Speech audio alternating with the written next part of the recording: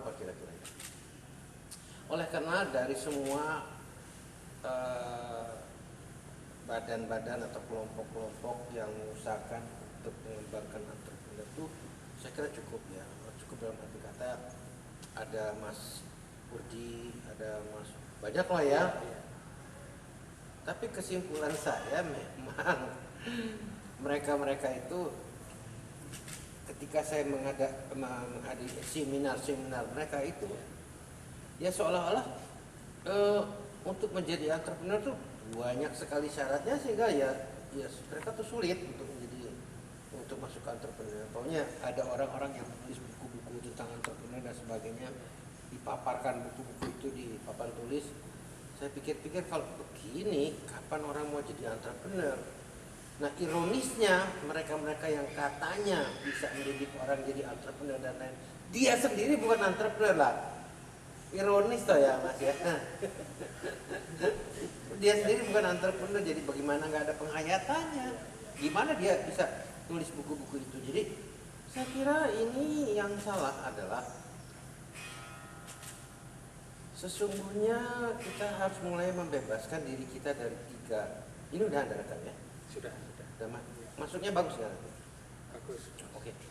Kita dekatkan aja sih. Jadi ada tiga hal sebetulnya, tiga titik yang sebelum kita bergerak itu yang kita harus coba membebaskan diri dari itu. Pertama, Anda bebaskan diri dulu dari rasa takut.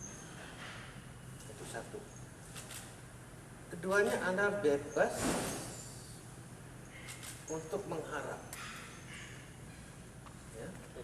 Kita bebas berharap ya, bebas berharap lah ya. Ketiganya adalah kita bebas, kita punya kebebasan membebaskan belenggu yang ada di otak kita yang namanya jalan pikiran. Ya. Jalan pikiran, the way of thinking itu, kenapa otak kita itu dibelenggu?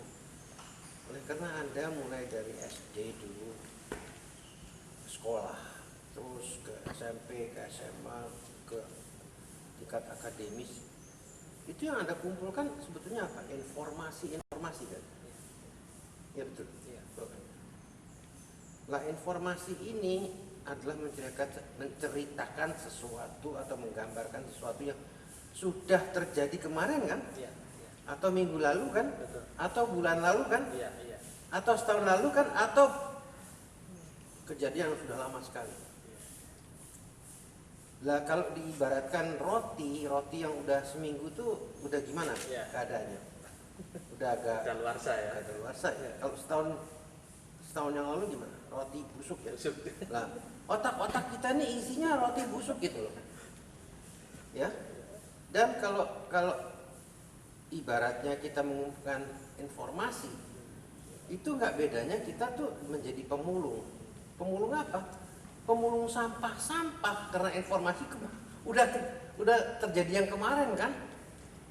Jadi ini otak kita adalah kita jadi pemulung. Pemulung apa? Pemulung sampah. Apa artinya? Otak kita isinya penuh sampah.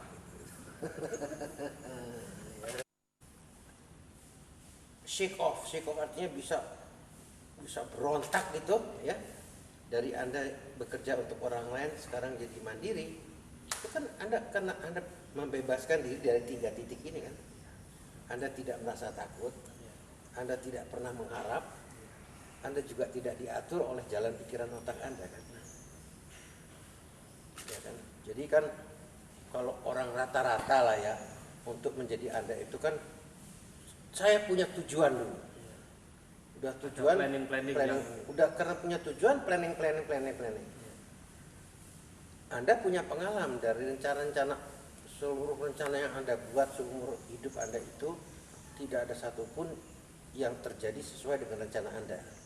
Jadi Anda buangkan rencana itu. Dah pokoknya saya melangkah kemana jadinya, kemana sampainya terserah kan gitu. Artinya apa? Anda tidak dibelenggu oleh jalan pikiran Anda. Gitu. Mesti ada tujuan, mesti ada planning, ya kan? Mesti segala macam itu dibuang. Dan kembali lagi, Anda nggak takut miskin kan? Anda nggak takut rugi kan? Anda nggak takut menghadapi risiko kan? Ini Makanya 3 titik itu jadi penting sekali untuk dibuang. Dan Anda tidak mengharapkan apa-apa kan? Ya. Mau sukses kayak mau jadi kayak mau nggak jadi kayak jalan aja kan? Ya, betul. Benar kan? Betul. Udah. Ya. Kalau gitu saya udah telanjangin Anda kan. Jalan pikiran Anda saya udah telanjangi kan. Ya, ya. Dan ini ternyata sama Anda cocok kan? Pas cocok bener kan gitu. Ya. Nah, ini udah jadi sesuatu yang bisa direkam jadinya ya. Gitu loh. Untuk dibagi sama teman-teman lainnya gitu. Ya. Wah, teman-teman lainnya diajarkan sama yang nggak tahu yang namanya lembaga-lembaga atau sekolah-sekolah kewirausahaan itu bohong gede menurut saya. Satu itu, keduanya itu membuat sulit orang loh. Saya mau jadi wiraswasta kok saya harus belajar begini. Iya, bikin bisnis plan, bikin wah sulit gitu loh, sulit. Kenyataannya memang unsur keberanian tadi, unsur ulang kali mengatakan bahwa Anda punya kemauan aja tidak cukup, harus punya tekad yang bulat atau komitmen. Bahkan yang lebih keras lagi adalah yang namanya determination itu lebih kuat dari komitmen gitu ya. Dan pokoknya semacam pokoknya determine lah saya, pasti saya mau gitu ya. Nah itu yang saya katakan ibarat kemauan itu mobilnya, terus tekad yang bulat atau determination itu adalah bensinnya, itu mobil itu belum bisa jalan. Nah, ada faktor ketiga yang diperlukan adalah ada keberanian untuk mengambil peluang. Ada keberanian untuk mengambil peluang. Nah, karena peluang ini sebenarnya hadir setiap orang. Berjuta-juta, jangankan hadir. Di badan Anda itu ada sejuta peluang yang dibawa kemana-mana. Apalagi yang di luar badan kita itu udah berjuta-juta peluang. Tapi ya percuma kita ngomong peluang kalau kita nggak berani mengambil salah satu gitu. Anda hanya butuh mengambil satu peluang dari berjuta-juta peluang itu, dan Anda pertanyaan berani apa enggak gitu. Nah, sekarang saya kembali lagi pada Anda. Ketika Anda bekerja untuk orang lain, Anda punya keberanian, saya nggak mau bekerja sama dia, saya mau mandiri. Itu kan yang Anda punya kan? Ya. Dan itu modal yang besar sekali kan. Nah jadi itu udah bisa jalan ya. Nah tapi belum masuk kategori atau klasifikasi entrepreneur. Faktor keempat lah yang menentukan bahwa Anda jadi entrepreneur. Apa? Anda berani, Anda tidak cengeng, Anda tahan banting. Jadi faktornya adalah mau, determination, tekad, keberanian mengambil peluang, tidak cengeng dan tahan banting. Bener kan pada awal-awalnya Anda dibanting-banting kan? Bener kan? Remek kan? Oke. Nah, faktor penutup ini saya kira yang paling penting. Kenapa? Lalu saya mengatakan saya nggak pernah punya tujuan dan tidak punya rencana. Menurut saya ada yang maha perencana untuk saya. Master planner, saya punya master planner. Saya tinggal ngikuti apa yang dimaui oleh master planner ya. Tapi harus punya kendaraan untuk mengikuti itu. Ikhlas ya kan. Nah sebelum ikhlas kamu harus percaya dulu bahwa ada master planner kita yang namanya iman. Nah setelah kita iman, percaya bahwa dialah yang membuat rencana buat kita, apapun jelek dan buruknya itu dia yang paling bagus, yang paling tepat, yang paling mengetahui. Ya itu harus, kalau lagi ditimpa kejelekan dan kesulitan, kegagalan serba negatif, ya Anda harus terima itu sebagai bagian daripada hidup Anda yang sudah ditentukan dari sana. Pak Bob, ini mungkin yang sering, mengapa tidak kita mulai dari? Pasti takut, kenapa? Otaknya makin banyak sampahnya. Ya. Ini yang saya katakan bahwa orang-orang itu dibelenggu oleh jalan pikirannya sendiri, ya kan? Pasti takut karena dia tidak bisa membebaskan diri dari belenggu itu. Nah, jadi saya kembali ke faktor pertama yang 3 titik tadi, jangan takut dan jangan berharap, dan harus bebas berpikir, tidak dibelenggu otak kita dengan jalan pikiran kita, ya kan? Ya jadi kembali lagi ke 3 titik ini, takut, berharap, dan belenggu jalan pikiran kita. Pertanyaan Anda kan, makin tinggi orang belajar makin takut dia. Karena di pelajaran itu semua sampah yang mengatakan, oh kamu kalau mau begini harus beginian. terlalu banyak atau setiap kali mau apa-apa itu ada perkataan harus. Dari awal saya udah bilang kan, Iya. bebaskan diri dari segala tekanan selemah apapun. Jadi bagi kita entrepreneur tidak ada perkataan harus, bebas mengalir gitu. Kalau sudah masuk unsur harus begini, nggak jalan. Atau malah terbelenggu. Malah jadi terbelenggu karena kamu harus begitu. Padahal saya nggak bisa begitu. Ya udah nggak jalan kan. Nah, selain sesudah kita bebaskan dari itu, dari semua itu, yang terpenting dan paling penting untuk memulai, lupakan segala teori, lupakan segala apa macam, bertindak. Artinya melangkah. Ya sudah, besok melangkah satu lagi, besok melangkah satu lagi. Kenapa kita nggak berani melangkah? Kalau orang-orang yang belajar ekonomi ada yang namanya skala ekonomis, ya. Kalau tidak sebesar itu ya buat apa usaha, ya kan? Untungnya cuma buat makan aja nggak cukup gitu ya. Wah itu namanya belenggunya masih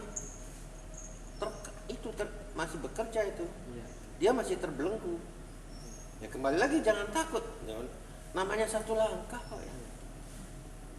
Atau silahkan pilih mau 15 langkah tapi kaki patah-patah gitu silahkan gitu. Ya kan? Berarti di sini kalau ada kurikulum yang salah dalam perkuliahannya Pak ya, sekarang ada kuliah kewirausahaan gitu di setiap perguruan, berarti omong kurikulum kosong itu yang namanya kuliah kewirausahaan, ada sekolah kewirausahaan, omong kosong semuanya. Untuk menjadi wirausaha begitu gampangnya sih, melangkahlah satu langkah. Nah, yang gampang itu banyak orang nggak percaya, ya terserah gitu. Karena banyak orang yang terbelenggu otaknya mau jadi wirausaha, harus begini, harus begini, harus begini. Nah sekarang nggak ada keharusan, kamu mau minum apa gitu aja. Ada kata harus untuk wirausaha. Jadi pertanyaan kamu itu ya ada sekolah wirausaha, itu omong kosong semuanya Allah, karena itulah belenggu-belenggu yang makin erat gitu. Yang mengunci kita untuk tidak bergerak itu adalah informasi seperti itu gitu. Jadi orang-orang yang mencoba menulis buku tentang wirausaha and keuangan, yang ya ini majalah ya harus cuma cuplikan dan wadah aja. Gitu. Jadi wirausaha ini tidak ada sekolahnya, yang ada tindakan. Orang sepintar kayak apapun, orang yang paling pintar nggak bakalan dia jadi wirausaha. Malah cenderung orang yang pintar nggak akan jadi wirausaha gitu. Nggak akan. Orang wirausaha yang asli itu adalah orang-orang yang nggak pernah sekolah, yang goblok-goblok, yang bodoh-bodoh. Bener. Udah baca kan bukunya, mau kaya buat apa sekolah? Sekarang saya balik, kamu sekolah apaan kayaknya kan gitu. Sederhana kok itu, ya kan?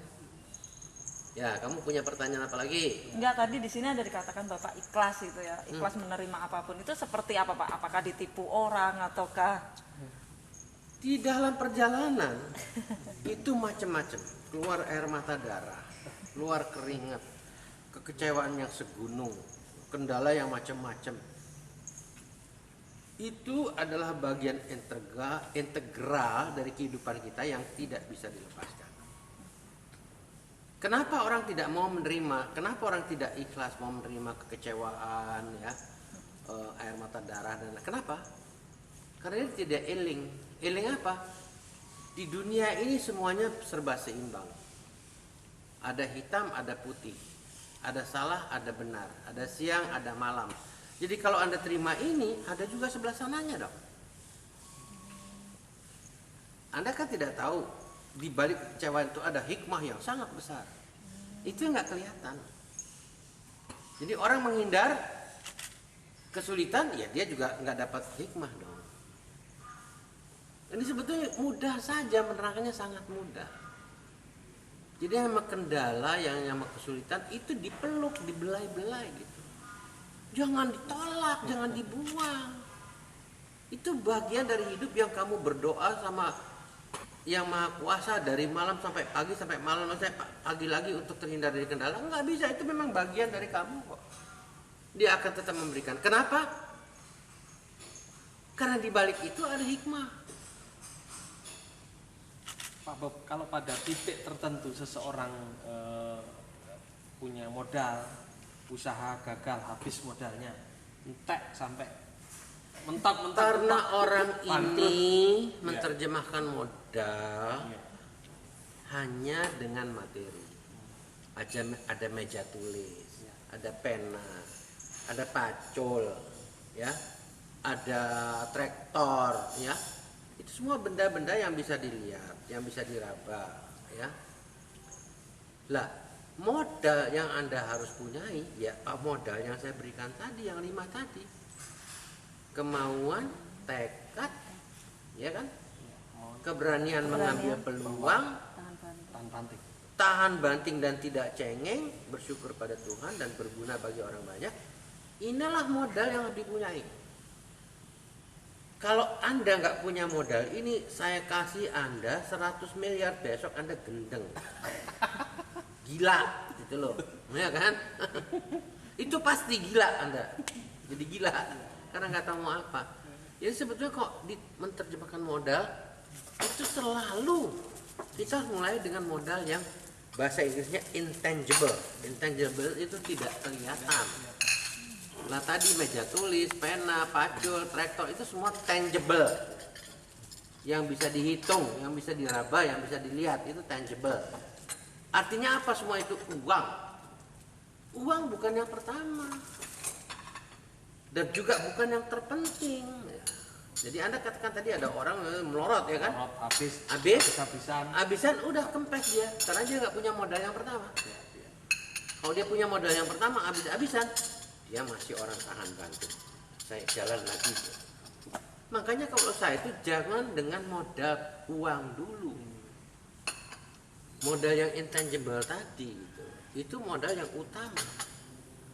Nah orang ini banyak yang belum tahu, banyak yang belum sadar bahwa itu modal gitu. Orang selalu menerjemahkan modal itu duit, itu yang paling salah. Ya apalagi? Ya, selalu duit gitu. Ini modal tuh bukan duit, ya itu yang tadi yang tidak kelihatan yang saya katakan tadi gitu. Tapi selama ini kan keluhan UMKM para pengusaha-pengusaha itu terlalu pemasaran sama permodalan, Pak. Itu gimana itu, Pak? Mereka selalu Ya kan mengeluhkan itu. Anda datang ke saya nanya Bob Sadino, Bob Sadino jawabnya gini. Kalau orang lain itu mengajarkan wah UKM apa segala macam, kesulitan modal, kesulitan pemasaran. Nah itu jangan dibicarakan, loh. Itu masuk kesulitan yang Anda harus ambil gitu loh. Bagian dari Hidup hitam putih Anda. tadi. Anda nggak bisa jadi wira swasta kalau Anda tidak bisa menerima kesulitan itu. Kesulitan nggak ada modal. Dia mulai nggak pakai modal. Saya mulai nggak pakai modal. Bahasa Betawi bilang modal peler kan? Modal kan? Nah itu. Dia usaha nggak pakai modal kok. Dia berani. Nah inilah saya kira kekeliruan yang saya katakan jalan pikiran dari informasi kan. Orang itu dapat informasi, kamu kalau mau berusaha harus punya modal dong, ya kan? Kamu harus berusaha, harus nggak boleh rugi dong. Itu informasi kan? Nah itulah sampah. Sampah. Ini masih ada satu hal yang sampah itu yang belum kita bersihkan gitu, Pak Bob. Itu artinya Sampah tidak harus selalu dibersihkan. Tugas Anda bagaimana mengolah sampah itu jadi pupuk. Atau Anda keluar dari celah-celah sampah-sampah tadi. Sampah itu mau tidak mau Anda dapat, setiap detik Anda dapat sampah. Mau tidak mau. Tapi tadi kan saya katakan Anda harus bebas berpikir. Umpamanya sampah yang masuk ke otak Anda, kamu kalau mau mendirikan perusahaan, tujuan kamu apa? Harus jelas. Karena tujuannya jelas, rencana kamu mengarah ke tujuan itu apa harus jelas juga. Lah tadi saya bilang kan, saya manusia bebas untuk memilih kan. menentukan apa. Ada orang yang semua terjebak dengan itu. Saya nggak milih itu. Saya milih, saya hidup nggak pakai tujuan. Saya milih nggak pakai rencana. Ya bebas kan saya.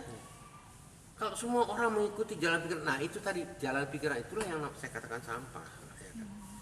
Saya bebas untuk tidak memilih punya tujuan dan tidak memilih karena tidak punya tujuan harus ada rencana. Saya milih yang itu gitu loh. Nah ini yang saya katakan kebebasan berpikir. Saya bebas dari jalan pikiran kita yang udah merupakan sampah dan kotoran. Lah kalau kita ngikut itu, ya kita ambles kecebur kotoran gitu. Ada yang orang bilang kalau entrepreneur tuh Anda harus mengambil segmen produk yang beda supaya bisa masuk ke celah-celah itu. Ya sebetulnya begini ya, kalau itu yang Anda tanyakan, bagaimana sih Anda mau jadi entrepreneur yang ya bisa berhasil gitu kan ya. Tapi kebanyakan orang keberhasilan itu menjadi tujuan. Inilah jalan pikiran lagi yang membelenggu tadi. Ya kan? Ya. Akhirnya jadi ada orang yang bilang, oh saya mau, apalagi memikirkan untuk jadi kaya. Pokoknya itu saya nggak pikirkan. Yang saya pikirkan bagaimana saya melangkah hari ini. Itu aja. Jadi pertanyaan tadi Anda apa? Jadi banyak sekarang seminar-seminar itu salah satu tipsnya mungkin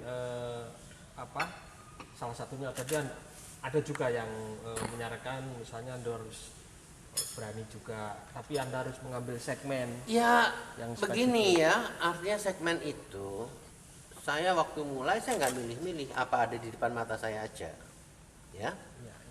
Dan sebetulnya kalau betul-betul mau seperti apa yang katakan tadi harus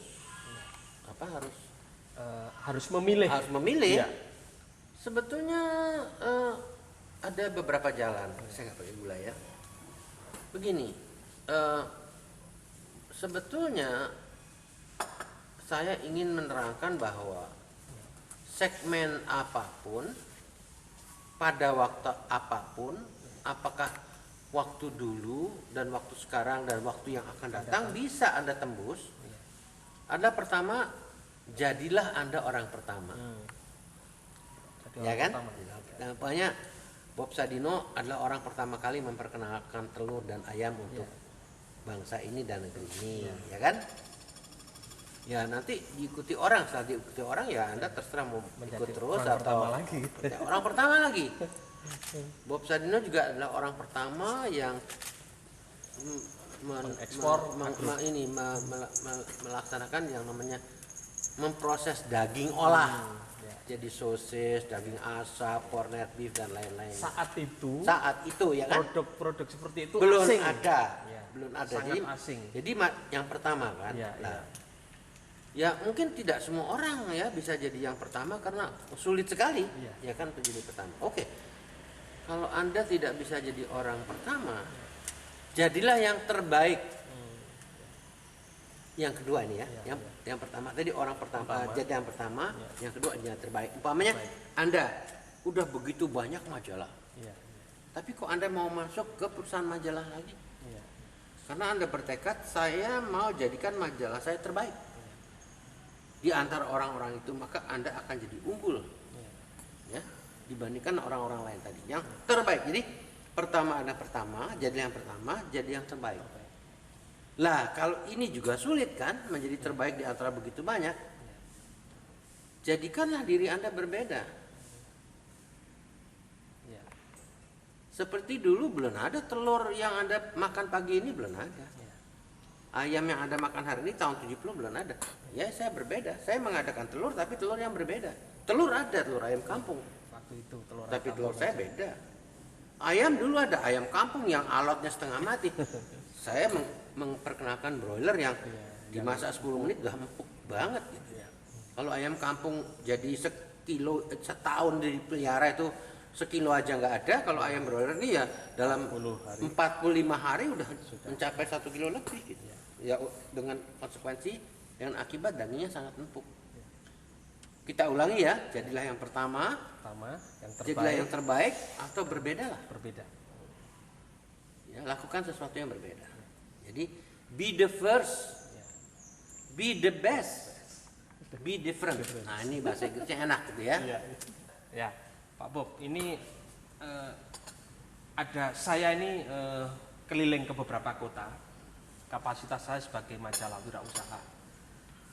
Ada banyak narasumber yang kami wawancarai dan ada juga banyak pembaca yang ingin bertanya. Tolong dong diberikan satu liputan yang sangat simpel supaya saya bisa meniru. Nah ini agak susah ini menerjemahkan bagaimana menerjemahkan contoh yang simpel bergandengan dengan mudah ditiru. Gimana Pak Bob? Kalau belajar maksudnya berwirausaha. contoh apa? Misalnya contoh pengusaha.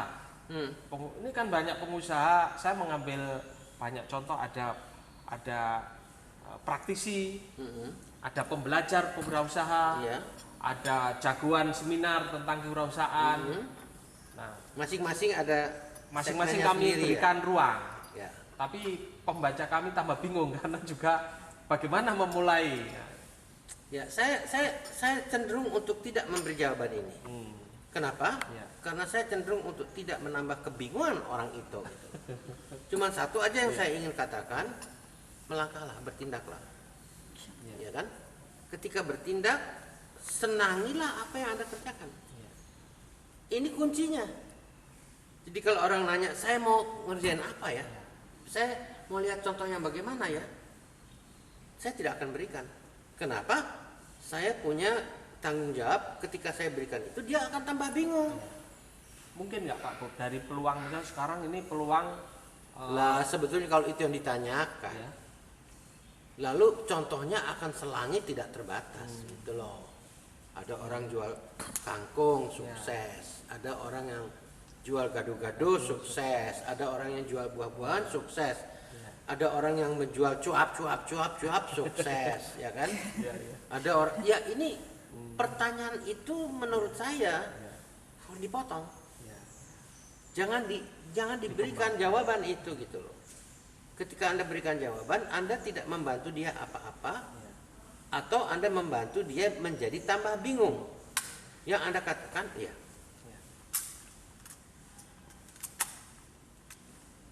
Yang Anda katakan terserah Anda mau apa.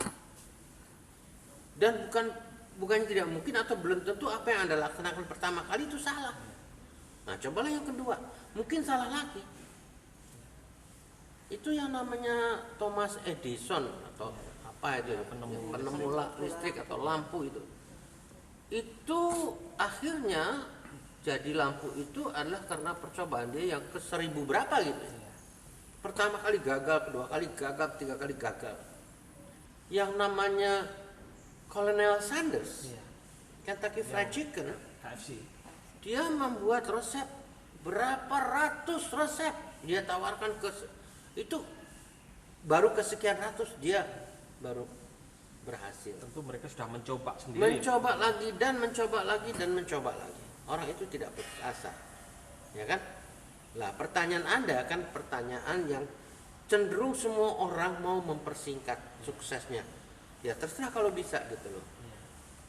Berarti memang Dan juga orang itu punya tujuan untuk sukses. Tekanannya tambah berat di pundaknya. Karena dia mau sukses. Saya nggak pernah mau sukses. Maunya ngalir aja Pak. Saya nggak pernah mau kaya. Lah ini mungkin bedanya orang banyak sama saya. Saya jadi kaya karena saya nggak pernah mau kaya. Saya jadi sukses karena saya nggak pernah memimpikan sukses. Lah orang-orang ini belum apa-apa, belum bertindak sudah mau sukses. Inilah yang saya katakan itu jalan pikiran kualitas sampah. Ya. Jadi pertanyaan Anda tadi itu ini jawaban saya gitu loh. Ya kan? Orang-orang itu mau gampangnya. Kalau memang mau cari contoh, cari aja tukang gado-gado yang sukses, tukang bakso yang sukses, ya. Mbak Yu siapa tuh yang bikin kacang goreng apa segala macam Lestari. Ya Mbak Yu Lestari ya. Itu. Atau sate si siapa gitu ya kan. Itu ada sejuta itu dan saya cenderung untuk tidak memberikan itu. Tambah bingung. Majalah mau majalah apa kamu gitu loh ya. Ada segudang majalah terserah, tambah bingung dia. Itu jawabannya atas pertanyaan Anda adalah saya tidak mau memberi jawaban. Nah, Yuk, Kit. Jadi Pak, kalau sukses bukan jadi tujuan, kira-kira apa Pak yang bisa? Nah, sebenarnya Anda tahu, cuman nggak bisa keluar. Anda bisa bayangkan nggak waktu saya dan Ibu jual telur 5 kilo, Ya. untungnya kira-kira berapa 1 kilo? Kalau harga telur 1 kilo pada waktu itu 350 rupiah. Untung saya kan mungkin 20 rupiah, mungkin 30 rupiah kan ya. Kali 5 kilo 150 rupiah kan. Bagaimana saya bisa memimpikan naik Jaguar dengan keuntungan 150 perak? Bagaimana saya merencanakan membuat rumah ini? Ya kan? Nah itu jawabannya gitu loh. Itulah sebabnya saya nggak pakai rencana. Dan kamu tahu nggak apa yang saya hasilkan ini apa sebetulnya? Bukan tujuan. Lalu kalau bukan tujuan apa? Akibat saya jual telur. Nah, itu. Jawabannya adalah akibat, bukan tujuan. Akibat. Nah ini enteng kan? Saya nggak punya tujuan, saya jalan aja sak mauku. Ada kendala, rangkul kendala. Ada kekecewaan, rangkul kekecewaan. Keluar air mata darah, ya sapu air mata darah. Keluar keringat dingin, ya oke, terima saja dengan segala kenikmatan. Ini kalau berpikiran seperti Pak Bob dan apabila orang lain juga bisa mengambil jalan pikiran seperti itu, saya pikir ini indah hidup ini Pak Bob. Indah sekali, dan belum tentu dia bisa jadi Bob Sadino, atau sebaliknya dia akan bisa lebih dari Bob Sadino. Ya, ya, Makanya tadi saya katakan unsur kelima, ya, terimalah dengan ikhlas. ya. Karena ikhlas Apa ini- yang telah ditentukan di sana gitu. tapi itu bukan sebuah kepasrahan Pak Bob ya. Loh, pasrah dulu dong. Pasrah ya. Ya kan? Karena pasrah ini menjawab keimanan. Anda punya iman, saya percaya padanya. Ya. Saya akan kembalikan semuanya percaya padanya. Tapi itu bukan berarti pasrah itu bukan berarti tidak berusaha ya. Ya.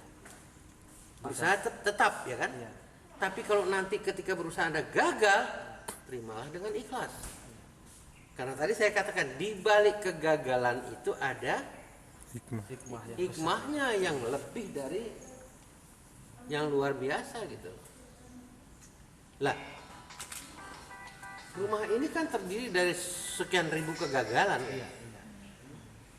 Baru jadi rumah ini kan. Lah ini saya nggak tahu apakah ini pencerahan. Menurut Anda apa nih? Anda baru dengar jalan pikiran saya seperti ini. Belum pernah sebelumnya. Nah ini. Kalau saya melihat yang sekarang itu sangat kental pencerahannya. Jadi pencerahan dari sisi semakin banyak orang mendapatkan informasi tentang bagaimana harus berwirausaha, Makin bingung. makin bingung. Semakin orang melihat bahwa kendala, tantangan, Semakin menolak. semakin dia menjauh. dari Menjauh. itu. Jadi, Lah saya katakan tadi rangkullah kendala. iya, iya. Ya, belai-belailah kekecewaan. Ya, kesulitan-kesulitan itu ya bawa-bawa jalan-jalan bersama-sama. Gitu. Ya kan? Jangan menghindar. Karena itu udah bagian dari hidup kita yang dianugerahkan oleh Sang Pencipta. Karena apa? Karena di balik itu semua ada hikmahnya yang akan juga dia berikan pada kita, anugerahkan pada kita. Lah ini harus diterjemahkan gitu. Yuk, silakan kalau kembangin pertanyaan. Pak Bob ini tidak semua wartawan diberikan akses bisa bertemu dengan Pak Bob di pagi hari ini. Nah, kita alhamdulillah dengan visi majalah ini yang ingin memberikan Pak, banyak entrepreneur lain juga mengadakan seminar. Itu kalau menurut Pak Bob Diundang sendiri sebagai- diundang sebagai pembicara, narasumber. pembicara narasumber. Apakah di situ ada kesetaraan nggak Pak antara Pak Bob sama pembicara yang lain dengan cara Kayaknya berpikirnya? kalau saya dengar dari yang pernah mendengar sebelumnya orang-orang yang juga diundang, saya adalah orang yang paling berbeda. Tidak ada persamaannya dengan siapapun yang berbicara pendahulu. Saya paling ekstrim dalam memberikan menerangkan sesuatu yang terkait dengan wira swasta ya. Artinya ya tadi saya katakan tidak ada sebetulnya sekolah wira swasta, tidak ada buku wira swasta, tidak ada aturan-aturan baku bagaimana seseorang harus jadi wira swasta. Bahkan saya katakan tadi, Anda membebaskan diri dulu dari tekanan apapun, selemah apapun tidak boleh ada tekanan. Anda harus bebas berpikir. Ya kebanyakan ya mereka ya ikut apa namanya teori baku gitu. Dan ini yang saya kira yang menjadi kendala, karena itu yang saya sebutkan sampah yang ada di otak kita gitu. Tapi dengan audiens gimana Pak? Mereka lebih menerima atau itu Pak Bob karena Pak Bob sudah berhasil seperti itu gimana? Ya itulah yang itu ada penanya-penanya yang pintar. Pak Bob, zaman Pak Bob sama zaman saya lain. Zaman Pak Bob dulu serba gampang, ya kan? Zaman kita nih saing udah berat, udah segala macam. Orang itu mencoba outsmarting saya. Dia mencoba menjadi lebih pintar atau dia menunjuk kayak Pak Bob. Pak Bob itu pengecut sebetulnya. Pak Bob bisa sukses karena Pak Bob punya peluang zaman dulu. Coba Pak Bob zaman sekarang, dia akan bilang nggak bakalan Pak Bob bisa sukses. Nah, terus saya kasih apa? Saya kasih yang 3 tadi kan?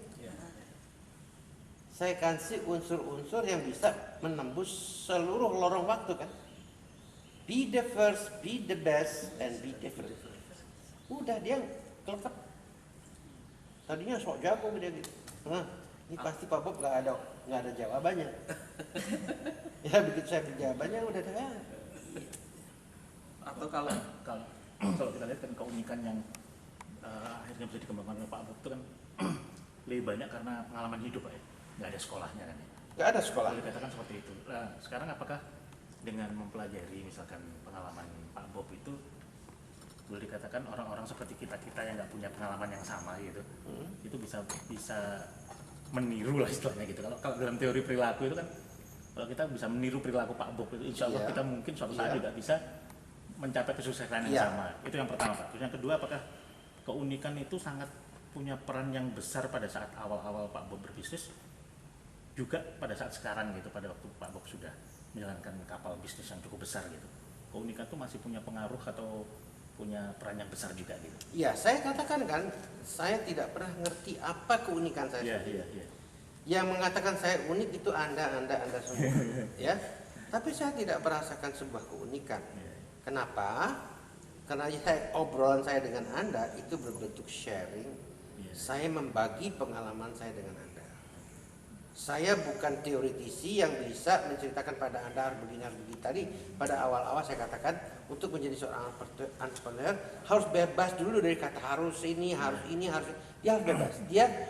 Dia tidak boleh ada kata harus yang menekan pundaknya. Harus mengalir gitu Pak ya. Dia harus mengalir aja. Mengalir gitu. Dia diminta mengalir. Makanya saya katakan tadi bukan keharusan orang itu punya kemauan dan itu kan sandaran saja. Silakan Anda menyandar ke sana. Kemudian yang Anda barusan katakan tadi, saya sharing. Nah, ketika saya sharing, ini bukan berarti ini sebuah ilmu atau apa.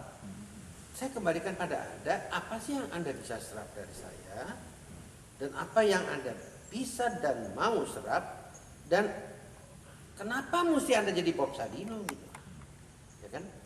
Anda kan tidak mau jadi duplikasinya Bob Sadino. Di mana orang bilang, oh ini Jati, ini Bob Sadino benar. Lalu nama Jatinya hilang, itu enggak? Saya kira enggak. Nama Jatinya hilang. Enggak ada orang yang mau begitu. Jadi Anda punya kebebasan untuk menjadi diri Anda sendiri, untuk mengembangkan diri Anda sendiri. Kalau toh Anda sharing dengan saya, mungkin yang dalam hati Anda akan mengatakan, saya nggak mau jadi Bob, saya mau lebih dari Bob Sadino. Gitu. Kenapa mesti dibatasi jadi Bob Sadino? Mestinya Anda beyond, artinya Anda harus lebih dari Bob Sadino. Begitu. Nah, untuk jadi Bob Sadino itu tadi saya sudah berikan panjang lebar ya macam-macamnya. Gak ada kata harus, gak ada teorinya, gak ada beban. Saya bilang sekolah-sekolah wira swasta itu adalah omong kosong bagi saya, ya kan. Saya katakan ada 3 titik yang Anda harus bebaskan ya. Saya ulangi, Anda harus bebas dari rasa takut, Anda tidak boleh mengharap apa-apa, dan lepaskan belenggu jalan pikiran Anda sendiri. Nah ini yang paling sulit adalah membebaskan dari belenggu jalan pikiran Anda sendiri. Karena apa? Karena memang otak Anda udah diisi dengan sampah-sampah informasi ya. Umpamanya kalau orang mau berusaha, mau berusaha itu tujuannya apa? Nah, karena ada tujuan, rencana untuk mencapai tujuan itu apa? Itu standar, semua orang akan berpikir, semua orang kecuali saya. Saya memilih tidak pakai itu. Saya hidup nggak pakai tujuan, karena saya nggak punya tujuan, saya nggak punya rencana. Kalau saya ngomong di depan siapapun pasti dibilang Bob Sadino gila. Ya terserah gitu. Tapi resep seperti itu apakah juga diinikan kepada putri-putri, Pak? Loh, otomatis kalau saya begitu, filsafat ini itu saya terapkan pada putri saya. Ketika putri saya mau sekolah ya saya sekolahkan. Kemana terserah dia. Nggak ada beban ya. Nggak ada beban. Mau kemana terserah dia. Sampai saya terapkan dia. Dua-duanya perhotelan. Satu di Swiss, satu di Singapura. Itu nggak ada yang mengerucut ke nanti misalnya akan berbisnis di agrobisnis. Saya katakan kan, saya nggak orang yang nggak pernah punya tujuan. Masa itu saya terapkan pada anak saya. Kamu harus punya tujuan enggak? Silakan, bebas kamu. Nah sekarang contoh konkret, anak saya yang sekolah di Swiss perhotelan itu sekolah yang nggak main-main, sekolah yang terbaik di dunia ya kan. Sekarang dia ngapain? Dia jualan pecel lele di pinggir jalan. Saya bahagia sekali. Dia jualan pecel lele di pinggir jalan. Saya bangga dan saya bahagia. Karena apa? Oh anak ini ternyata mau mulai dari yang paling nol bawah. Bahwa nanti akibatnya apa itu dia sendiri yang akan tahu, kita sendiri yang akan buktikan. Justru Dan dia juga tidak punya tujuan. Saya senang. Kenapa sih kamu jual? Saya senang aja Pak. Berarti saya narik kesimpulan dia nggak punya tujuan juga. Silakan. Mau bapaknya nggak punya tujuan, kenapa kita mesti memaksakan anak kita harus punya tujuan? Itu kan nggak masuk di akal gitu. Boleh nggak Pak kalau saya sebut bahwa apa ya istilahnya? Pak buka jaket dulu deh, saya kelihatannya Oh iya maaf, kalau saya naik ini Pak. Bilang sekarang barangkali intuitif itu atau intuisi bagi saya tidak ada Mas Jati. Kamu minta sama pembantu satu lagi cangkir, apa udah lengkap ini? Minta sama. Intuisi tidak ada. Nah kalau saya katakan intuisi tidak ada, bagaimana Anda menerangkan bahwa saya tidak punya intuisi? Tujuan nggak punya, intuisi juga nggak ada. artinya kan apa ya ada semacam klik gitu loh Pak pada waktu memutuskan ini memang nggak rasional tapi barangkali saya nggak tahu semacam klik. Oh ya Anda sadar nggak Pak? Ini sebetulnya yang ngomong bukan Jati. Yang ngomong adalah jalan pikiran Anda yang isinya sampah otak Anda. gitu. Sadar? Nggak sadar ya? Oke. Kalau orang bisa berhasil karena intuisi, alangkah tidak adilnya dunia ini.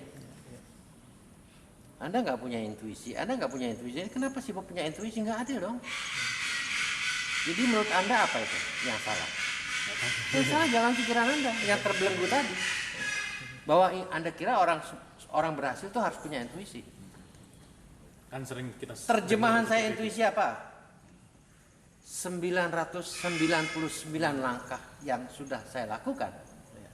Maka langkah saya yang ke 1000 itu yang Anda panggil intuisi. Jago bener nih Bob ya, tahu-tahu bisa begini, bisa begini. Yang Anda tidak ngerti sebelum saya itu ada 999 langkah yang saya lakukan. Seperti si Thomas Edison yang punya kegagalan 1000 kali kegagalan, tiba-tiba dia dapat mendapatkan lampu. Twing. Ya kan? Atau si yang namanya Kolonel Sanders yang beberapa perusahaan yang dia datangi gagal, tiba-tiba terjadi Kolonel Sanders yang namanya Kentucky Fried Chicken. Itulah yang otak sampah Anda mengatakan itu intuisi. Ya otak Anda tuh sampah gitu.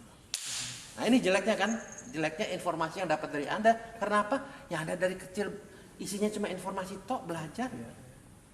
Makanya ada buku yang judulnya kalau mau kaya buat apa sekolah.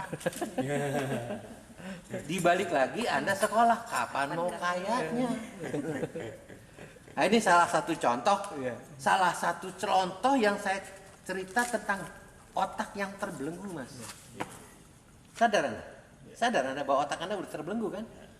ya artinya Anda ngomong dengan intuisi. Dari mana Anda dapat kata intuisi? Informasi Mas. Ya kan?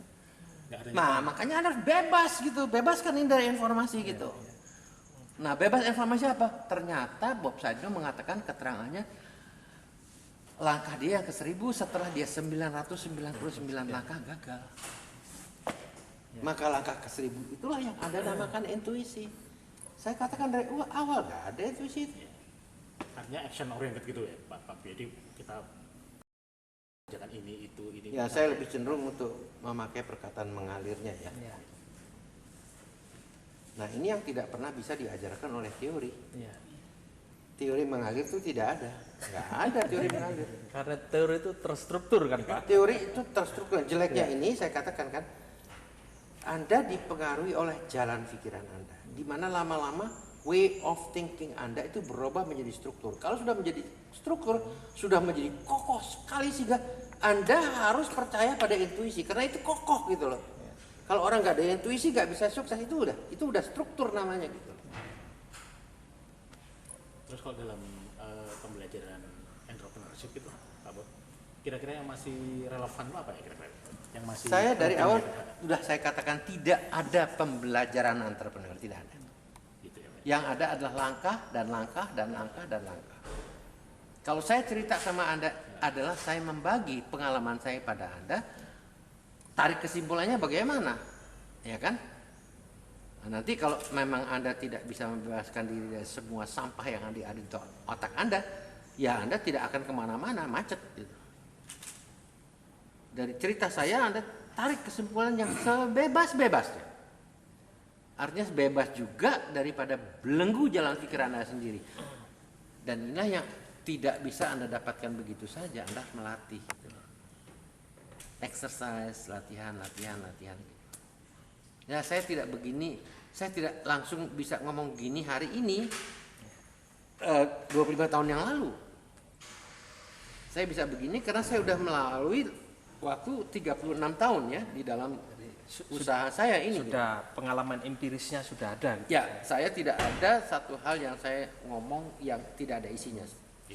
Jadi tidak ada kosong ya. Ya. Apapun yang Anda ingin jelas dari saya Ya. punya sandaran empiris. Ya.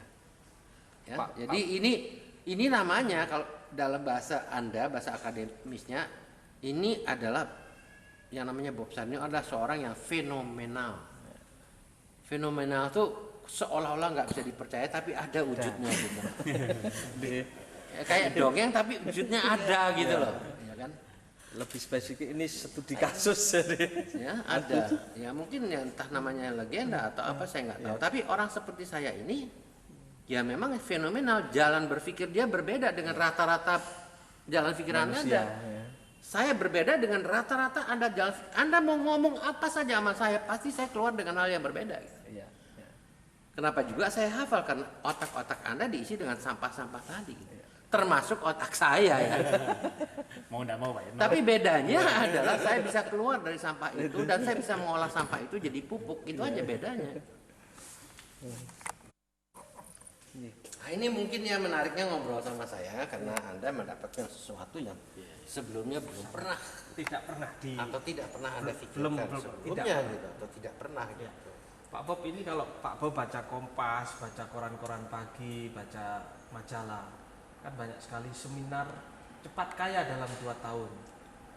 Iya. Seminar bagaimana melipat gandakan bisnis. Ini menurut Pak Bob gimana? Pertanyaan Anda apa itu? Pertanyaan saya, Menurut saya fenomena seperti itu ini sebuah kegelisahan masyarakat ingin Oh cepat enggak kaya? Mas. Saya kira orang-orang yang nulis di Kompas untuk mengajukan mau cepat kaya dan sebagainya itu adalah pemikiran dia yang memang mau berbeda gitu ya. Iya, iya. Nah, Iklan-iklan. lalu jawabannya tidak ada pada saya, tapi jawabannya ada pada tiap masing-masing pembaca. Silakan dia mau kaya cepat. Iya, Enggak, dia harus bebas milih gitu loh. iya. Mau kaya cepat boleh, kan? Mau ikut saya 36 tahun jalan 36 tahun, oke gitu. Tapi ya orang tuh harus bebas milih gitu, Mas. Artinya itu juga sebuah pilihan-pilihan yang tadi Ya, kebebasan itu. kalau Anda katakan Pak Bob sendiri bagaimana itu saya bisa jawab. Iya, iya. Tapi bagaimana pendapat Pak Bob saya nggak tahu, itu saya masing-masing. Tapi Kalau Pak Bob sendiri bagaimana? Milih yang mana? Saya milih nggak mau milih itu gitu aja. Ya, mengapa ini saya tanyakan? Karena yang pertama Pak Bob melihat bahwa aliran air atau proses itu bagian penting dari hidup. Ya betul. Ya, kemudian ada orang yang punya pilihan-pilihan sendiri kan? Iya betul. Nah sekarang kita ingin mengatakan bahwa apapun yang ingin dilakukan oleh seseorang itu kan sebuah pilihan juga Pak Bob ya. Iya. Nah, pertanyaan saya adalah proses pembelajaran ini Pak Bob, apakah itu memang setiap manusia itu berbeda gitu? Saya yakin iya. Karena kalau Anda mau niru langkah saya, Iya. ya, Anda akan terjebak. Oleh karena langkah-langkah saya itu mempunyai latar belakang macam-macam. Iya. Ya, yang Anda tidak tahu, hanya saya yang tahu apa latar belakang dari langkah itu. Jadi meniru langkah adalah konsekuensinya juga mendapatkan segala kendala, segala kepahitan, segala kesulitan, air mata dan kekecewaan yang harus diambil juga dari Bob Sadino. Silakan. Ya. Ini contoh seperti saya punya duit 10 miliar. Gimana supaya saya dapat duit 1 miliar dalam setahun ini? Saya akan main di ini, main di produk ini gitu. Dan ini kan Pak salah satu bagian dari pilihan-pilihan itu. Itu udah tidak berpikir wira swasta ya. Kalau berpikir wira swasta itu dia tidak akan mulai dengan 10 miliar. Dia mulai dari 1 rupiah. Ini sudah salah pertanyaan. Ya. Seorang wira swasta yang mulai dari 1 rupiah, bukan 10 miliar. Ya. Kalau orang yang mulai 10 miliar, namanya ada khusus. Dia penjudi. Tapi kalau saham itu gimana Pak kalau menurut Bapak? Ya, Main saham gitu.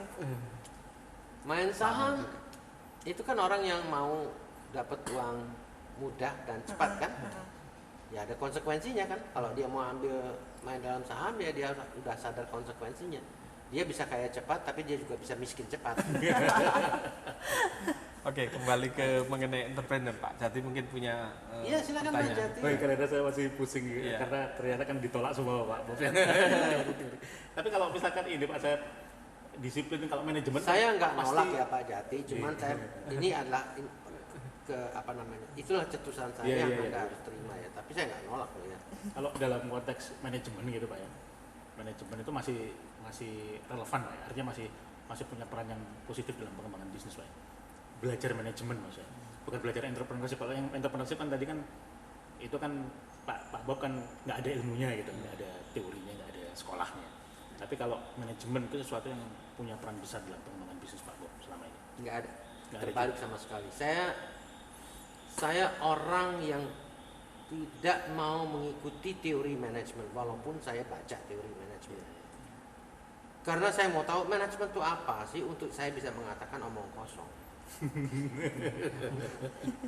Nah dia Jati bilang sangat perlu, saya bilang omong kosong. Enggak, maksudnya masih punya peran misalkan Pak Bob waktu Peran membesarkan besar Kenchik bagaimana? atau dengan Oleh karena dalam profesional manajemen gitu. hari pertama aja yang diajarkan ya kan, ya Anda harus punya tujuan. Dan karena Anda tujuan, Anda harus punya rencana yang baik. Itu nggak laku bagi saya. Nah itu kan berarti saya udah menolak mentah-mentah teori-teori manajemen kan. Tapi tidak berarti mengelola usaha serabutan kan Pak? Anda belum ngerti posisi saya dengan seluruh staf saya yang ada di perusahaan. Kan? Iya, iya. Saya katakan saya tidak punya tujuan dan saya juga tidak berencana. Kenapa? Saya adalah founder owner. Iya. Saya pemilik, ya, Iya. dan yang mendirikan usaha ini. Iya. Anda sudah bingung karena Anda tidak bisa menempatkan saya dan Anda tidak bisa menempatkan staf saya. Iya. Kalau dalam satu rapat, saya kira yang pertama saya tanya, rencana kamu apa? Iya. Bingung kan Anda? Iya, iya. Jadi Anda tidak bisa memisahkan kedudukan entrepreneur dan kedudukan employee pada waktu Anda bekerja di majalah. Anda ditanya kan rencana Besok- Anda apa? besok apa? Besok mau apa? Temanya Liputan Anda, apa? temanya apa? Nah, sekarang semua Anda, suka-suka. suka-suka Anda. Kan Iya. bahkan cenderung saya nggak Jati, sampah yang ada di otaknya Jati itu yang ngomong. Dan Anda terpengaruh dan Anda tidak bisa mengeluarkan sampah itu sehingga Anda nggak bisa mikir bebas. Nah, jadi kalau Anda tanyakan itu apa pengaruh ilmu manajemen yang membuat Anda jadi bodoh, jadi Itu ada latihan-latihan khusus nggak Pak untuk berpikir bebas tadi? saya katakan kan Exercise-nya itu kayak gimana sebuah, gitu? itu sebuah proses kan? Gitu ya. Sebuah proses yang jalannya 36 tahun ya kan. Lah Anda mau tahu cepat ya silakan gitu loh. Anda bebas kok ya, silakan kalau Anda mau cepat. Makin cepat Anda mau, makin kelihatan kebodohan Anda jadi gitu. Ini. Jadi kalau saya kan sesuatu yang fenomenal, artinya fenomenal itu dia luar biasa, cara berpikir dia berbeda. Tapi kok dia berhasil? Bagaimana ya? Saya juga mau berhasil. Nah, ketika Anda katakan saya mau berhasil, berarti itu tujuan Anda mau berhasil kan? Saya berhasil itu tidak pernah jadi tujuan saya kok. Itu bedanya gitu loh. Itu yang dikatakan fenomenal. Semua orang ingin berhasil, Bob Sarno tidak. Hanya ikutan-ikutan aja ya, yang lain. Ya kan? Karena saya menerjemahkan bukan tujuan, tapi ini sebuah akibat. Akibat apa? Akibat saya melangkah pertama kali dulu jual telur. Bagaimana saya bisa waktu saya jual telur merencanakan mau beli mobil Jaguar, mau punya rumah kayak gini, omong kosong. Jadi kalau manajemen mengatakan kamu harus punya rencana yang baik, ya yang omong kosong itu siapa? Saya apa teori manajemen? Udah bisa rasakan nggak jadi? Ya kan? Yang salah yang mana nih yang salah? Teorinya. Ya saya bisa ngomong gini karena saya harus mempelajari apa itu manajemen. Dan dari apa yang saya pelajari saya jungkir balikan semua, saya nggak percaya itu semuanya. Atau saya nggak mau percaya itu semuanya. Tapi jangan tanya, anak buah saya harus. Itu yang Anda tidak bisa memisahkan antara saya dan ini yang kejebak ya. Anda kejebak. Anda tidak bisa kan memisahkan posisi saya dan anak buah saya. Anda misalkan Bob Sadina itu founder owner. Dia bebas berpikir apa saja yang dia mau. Ya kan? Dia bilang nggak punya tujuan boleh aja. Tapi anak buahnya harus punya tujuan. Lah kalau saya nggak punya tujuan, anak buah saya nggak punya tujuan, apa jadinya? Ya kan? Saya tinggal tujuan kamu, rencana kamu apa? Ya kan? Apa tujuannya?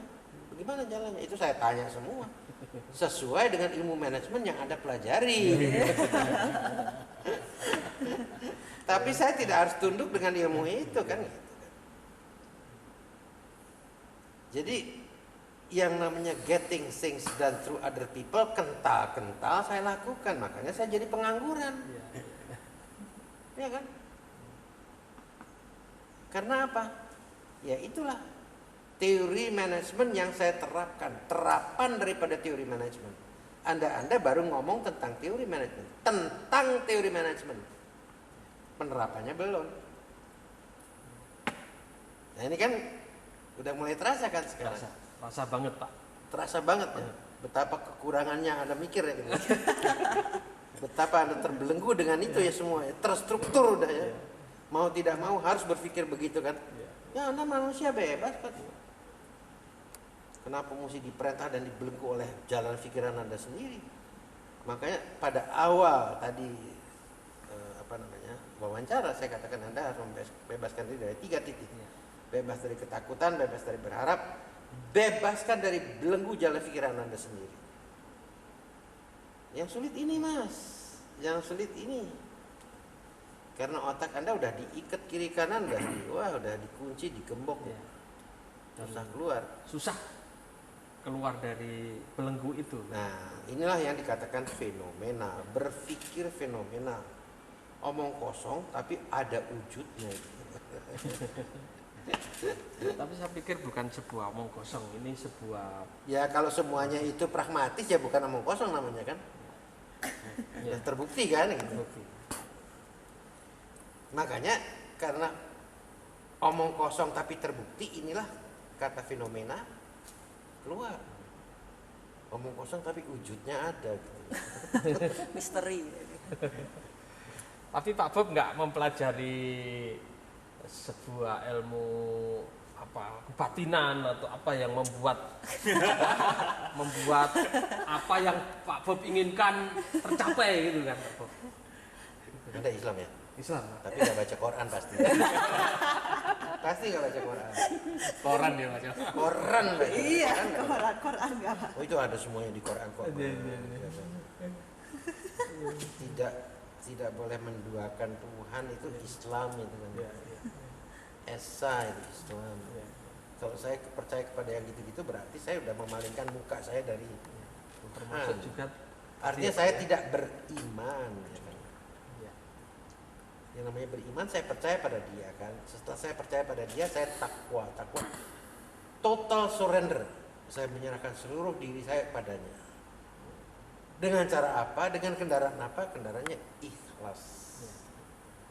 Jadi apapun yang terjadi pada saya, Itu apa maksudnya Cais ini dalam konteks apakah itu ada korelasinya cara berpikir atau cara komunikasi dengan Tuhan itu ada pengaruhnya ke proses berpikirnya Pak Bob selama ini gitu kira-kira ada semacam spiritualitas gitu maksudnya bukan ke arah kebatinan ya? saya kira sederhana gitu. Di Quran semua diterangkan. Jadi saya tinggal ikuti itu saja karena saya beriman pada itu gitu loh.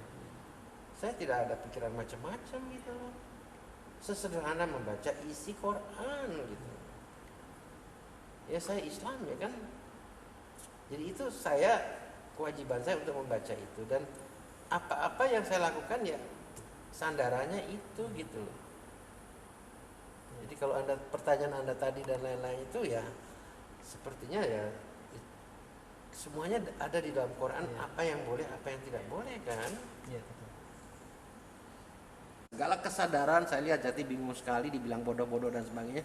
Terserah Anda mau terima atau enggak itu enggak.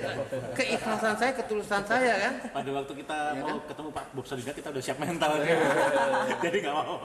kalau saya malah nggak siap. Sebetulnya inti dari pembicaraan dengan saya keluar Anda dari halaman ini sudah nggak jadi orang bukan Jati yang kemarin bukan. Udah jadi Jati baru. Es itu juga udah jadi manusia baru. Inilah misi yang saya emban sesuai dengan tujuan dia bagaimana Pak Bob bisa menularkan ya entrepreneur yang lain. Saya mulai dengan menggeser paradigmanya karena apa selama paradigma itu tidak bergeser sampai mati pun Anda nggak akan bergerak. Jadi yang benar nama kamu saya lupa. Isdianto. Jadi sebetulnya yang saya berikan untuk para pembaca tadi ya adalah penggeseran paradigma sekaligus bagaimana dia melatih untuk melepaskan belenggu yang ada dalam otaknya. Karena saya bukan orang yang biasa. Saya adalah orang yang sangat berbeda. Fenomenal. Tidak biasa. Orang nggak biasa mikir kayak Bob. Orang nggak biasa bertindak kayak Bob. Nah itulah yang saya berpikir begini, saya melakukan begini. Kalau segala teorinya orang menjadi wira swasta itu harus begini. Kapan dia jadi wira swastanya? Gitu loh. Pak Bob saya mungkin di luar ide. Saya menanyakan sekarang itu kan banyak. Nggak ada caranya kecuali dia menggerakkan dirinya sendiri. Udah sepuh-sepuh gitu kan. Nggak ada caranya, apalagi udah sepuh gitu loh. Artinya mereka itu masih Pak Bob juga akan Orang itu terjebak bahwa mereka seolah-olah ingin membantu, tapi mereka nggak bisa bantu apa-apa. Iya, caranya gimana Pak untuk membuat mereka itu apa? Saya nggak tahu. Mereka itu sebaiknya memang diarahkan untuk jadi entrepreneur gitu. Saya nggak tahu. Pada usia-usia seperti itu. Saya nggak tahu. Kenapa mesti gitu loh? Iya, justru itu. Ini ada perkataan mesti kan saya dari awal saya udah katakan tidak ada perkataan mesti dan tidak ada perkataan harus gitu. Beban. Jadi kalau orang itu mengusahakan agar mereka orang PHK harus ini, ya udah begitu perkataan harus terpakai, maka lalu sampai mati pun orang tidak akan jadi entrepreneur. Karena dia dibebani oleh rasa harus tadi itu tekanan gitu. Jadi kalau saya dengar atau Anda dengar di mana-mana itu ya orang-orang yang sudah PHK lalu mereka mengusahakan agar mereka jadi wirawan swasta. Semua orang percaya kecuali saya nggak percaya. harus menggerakkan dirinya sendiri untuk menjadi wira swasta, bukan karena orang lain. Saya adalah mungkin salah satu sampah yang bisa Anda jadikan pupuk gitu loh. Silakan. Tapi informasi dari saya juga sifatnya sampah kan? Sampah kan? Barusan Anda kan mendengarkan sampah yang saya keluarkan kan? Iya kan? Cuma nanti bagaimana pengolahan kita Nah, sendiri. bagaimana Anda mengolah sampah saya tadi gitu loh. Ini informasi dari Bob Sadino. Dari awal saya katakan informasi adalah sampah. Jadi Anda sekian lama di sini, Anda sedang mengumpulkan sampah yang keluar dari Bob Sadino gitu loh. Ya kan? Tambah bingung kan Anda? Ya saya berhasil berarti. Ketika Anda bingung, Anda berpikir. Ketika Anda berpikir, Anda secara tidak sadar sedang menggeser paradigma Anda. Anda tidak lagi jadi S2 yang kemarin, tapi S2 yang baru karena makan sampah. Iya kan? Nah sekarang Mas Jati atau apa? Isti. Sebetulnya kesimpulan dari obrolan kita yang selama 1,5 jam ini ya, Isti ya. Iya. Nilai tambah apa sih yang Anda dapat dari saya? Secara pribadi nilai tambah itu adalah saya menghilangkan step-step tujuan yang pernah membelenggu saya. Itu yang pertama. Yang kedua, kita semakin punya keberanian. Keberanian untuk tidak punya tujuan. Karena itu terberat. Terus Jati bisa meresapi dia. Bisa meresapi dia nggak? Ya, walaupun dalam kenyataannya belum tentu seperti itu. Dia ngomong seperti itu. Saya tapi kira dalam awal begitu kebaliknya. dalam awal berpikir dia sudah berubah. Detik ini udah berubah dia. Keberanian untuk tidak punya tujuan. Jati berani nggak punya tujuan? Masih ragu-ragu. Itu yang Masih ragu-ragu. Kenapa? Karena Anda kebanyakan belajar teori manajemen. Dan itulah yang sudah terstruktur pikiran Anda sehingga Anda nggak bisa lepaskan itu. celaka-celakanya. Karena teori manajemen, Anda harus punya tujuan yang jelas. Itu kental-kental Anda diajarkan oleh teori manajemen. Seseorang itu harus punya tujuan yang jelas dulu dalam kehidupan ini. Dan karena Anda punya tujuan yang jelas, Anda harus berencana yang baik untuk mengarah ke tujuan itu. Artinya apa? Pikiran Anda udah terstruktur, nggak bisa dirubah lagi. Orang Betawi bilang kasihan deh loh. ya, Kalau ini loh Pak Bob, saya ini sebenarnya yang membuat kadang-kadang kita nggak berani punya tujuan itu Belum bebas. apa, nggak berani tujuan, nggak berani Tidak boleh takut, nggak boleh takut, nggak boleh tujuan, satu tidak lagi, boleh mengharap, tidak boleh harus melepaskan belenggu dalam pikiran. Yang barusan Anda katakan termasuk titik mana ini? Titik takut kan, Anda takut ya, ambil risiko, Anda takut ini, takut ini, semua takut. Intinya kenapa Anda takut miskin, itu aja intinya. Itu intinya.